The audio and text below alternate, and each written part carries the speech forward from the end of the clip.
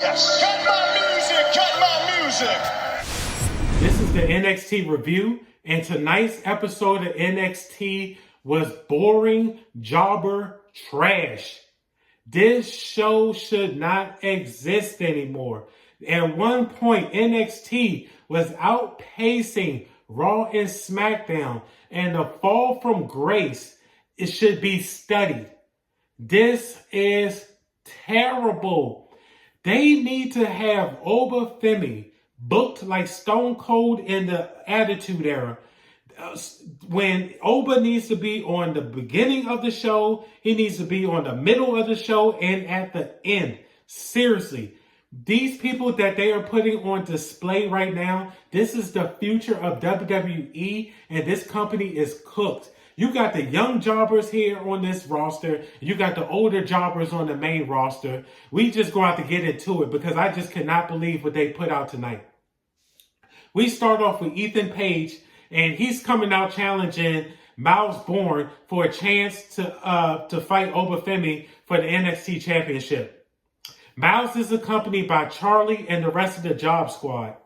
Why do you have Miles Bourne and Charlie and these other jobbers out here? These people are charisma vacuums. They are so terrible. They are making Ethan Page look bad. Okay? And this guy is a star. They are draining his light. This is how terrible these people are. Ethan is the only one coming with some type of energy on this show. I'm sorry, in this segment, I just do not understand it. So out comes and this is what really got me. Out comes the greater of the charisma vacuums in Ava. I know this is Rock's daughter, but even Rock has to see this girl is terrible. If I had a daughter and I saw how she was stanking up the joint, I would just say, you know what? I got to get her up out of here. She's really taking the product downhill. But I guess Rock's ego is just so massive. He's just like, I'm just going to give her to the people because I just hate them that much. She comes out cutting. She cannot cut a promo and she cannot deliver lines. She has no personality and she showed it tonight.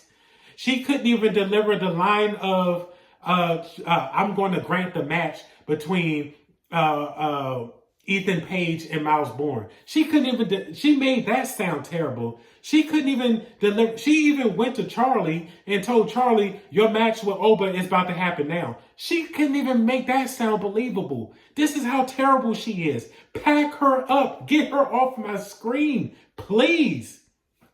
So, of course, Oba Femi comes up. He comes out. He packs Charlie up. Easy. 1, 2, 3. This match wasn't even a match. This is just an Oba Femi display match. I mean, that's all this was. Packs him up. Gets him out of here. Get Charlie up out of here and the rest of the jobbers. I'm done with them. Next up, we have Wesley versus Tony D'Angelo. These two are straight jobbers. They have a jobber match. It was terrible. This stuff put me to sleep. And then they had the nerve to put a jobber on the screen on the Titantron to interrupt this match, and his name is Stax. This is how creative the WWE is now, that they just got a guy out here named Stax. So Stax shows up. I guess he cuts a boring promo. He's out here in front of Tony D'Angelo's house. So I guess these two are feuding. I don't know. I just really don't care. He distracts D'Angelo. Then that allows Jobber Wesley to come out here. He hits the cardiac kick for the 1, 2, 3. I don't care. Nobody else in the crowd cared. This is just straight trash. Seriously, this whole match was trash. Tony D'Angelo is trash. Wesley is trash. Pack them up. Get them up out of here too. Let's keep it moving. So up next, we got 4, and I just can't believe I'm saying this because I love this girl to death. Jordy Grace looked like such a jobber in this promo. And I guess it's because she's surrounded by 2 other jobbers in the Fatal Attraction, I guess. And then what really angered me about this 4-way little battle segment, women's segment, they had Stephanie Valcour cutting a promo. This girl operates good when she is just wrestling and when you can see her. She looks good and she can wrestle. Have that be her niche. Don't sit here and sit here and have her cut promos. That is not her, because her broken English just takes you out of it. You just can't take her seriously when she starts talking. So Jordy Grace comes out here. She cuts a generic, basic jobber promo. I couldn't believe it. I was like, oh my God. And I'm just going to blame it. She was just maybe feeding off the energy of Fatal Attraction. I don't know what it was. But this is just, I was just like, pack this up. They all cut the basic promos. It was terrible. Pack this up. Get it off the screen. I was done with it. Next up, we have the match Ethan Page versus Bourne. I could not believe they came out with this basic match. I was disappointed in Ethan Page on this. But I guess Shawn Michaels just told him, don't give him nothing special. We're just using this match to showcase Bourne. I just couldn't believe it. And the one thing I want to say about Miles Bourne is trying his hardest to copy Randy Orton. You can see it in his movements. You can see it in the way he wrestles. But this guy, when he goes to talk, I guess it's the speech impediment. You just cannot take him seriously. And he just looks like a cruiserweight guy. Like, you just cannot see him on the heavyweight scene. I just could not believe it. But once again, him and Ethan, they're having this regular match. Nothing special. He goes on to beat Ethan with a basic drop kick and a roll-up pin. I was like, what is this trash?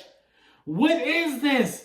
So now they got Ethan jobbing to this jobber? What do you see in Miles Bourne? I do not get it. Please, somebody in the comments explain the appeal of this guy to me. Like I said, I might just be dumb. I don't know. Please explain it. Keep it moving with the jobber trash that just goes with the theme of tonight. We got two female jobbers in Thea and Paisley, okay? These two have zero, oh my God. These two have zero coordination and charisma. Them going at it, it was just jobber trash, further jobber trash. I could not believe it. This is what they're giving us. So eventually, Thea ends up packing up Paisley with a submission move, okay? And the ending is what really pissed me off about this match, okay? So Paisley goes on to attack Thea after the match, okay? And all of a sudden, the ref starts to run in, okay? These women are between 110 pounds and 130 pounds. You got 3 grown male wrestlers running into the ring, and they are struggling to break this up. I said, are you serious? I can understand suspending belief, but then we just get to the point of cartoon garbage.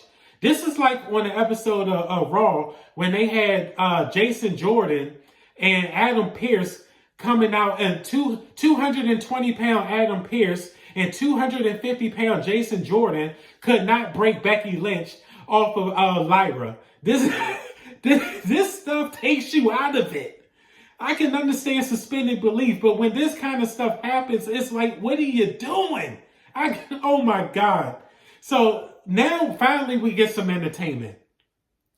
Finally we get some stars. We get Joe Hendry and Trick Williams. They cut an awesome promo because Trick is going, they're having a contract signing for the TNA championship. And this is just good stuff. I love it. They brought the charisma, but they got the charisma vacuum sitting in there in Ava. But luckily, these two are such stars. They canceled out her lack of charisma. And so it was almost like she just wasn't there to begin with, which I was like, kudos, my friends, kudos. So they're up here having a great promo battle back and forth. Trick says to Joe, he's coming for his brand. He's coming to destroy his brand. I'm like, okay, I like that. But Joe comes back with some fire. He's like, there's no way back to the NXT title for you. Then he says, after I beat you for the TNA title, there's no way back to the TNA title either. He's like, then He was like, there's no superstar. There's no more path back to you for gold. This is your only chance back to gold. I said, wow, this is good stuff. I like this. We need more of this. But of course, we're not going to get more of this. Because up next, we get Jordy Grace and Stephanie Valcour, and they're taking on Fatal Influence. Okay? Jordy Grace, Stephanie Valcour might as well not even have been in this match. Okay? Seriously. Jordy Grace basically packs, I'm sorry, this is the main event. Jordy Grace basically packs Fatal Influence up by herself. Okay? And what I don't understand about this match is, because this is a quick match, I wouldn't even call this a match. What really got to me is the end, where you got Jordy Grace. She has the belt. She goes and hands it to Stephanie Valcour. What happened? And with a smile on her face. What happened to the days of you going to hand the belt to somebody and you got an angry look on your face? They go to take it and you playing the tug of war with the belt. What is up with these niceties now? Everybody is friends and they're all playing kumbaya and like, I respect you kind of stuff going on. Like, I really don't get it. It almost takes the competitive nature of this stuff. It's like they're dumbing down the competitive nature of this. I really don't get it. She hands Stephanie Valcour the title. They're both smiling with each other. They both holding up each other's hand. I'm like, what the hell is going on here? I really don't understand this. And then we have a random cut to the backstage where Ethan Page attacks Ricky Saints backstage. Ricky's on the ground, and I'm like, okay, so now we're going to have basically like some Drew McIntyre stuff. Now Ethan is going to go for a lesser title now, so he's just out of the title picture now, and you're going to give it to Miles Bourne? Are you serious right now? Okay, whatever. This is what we're getting.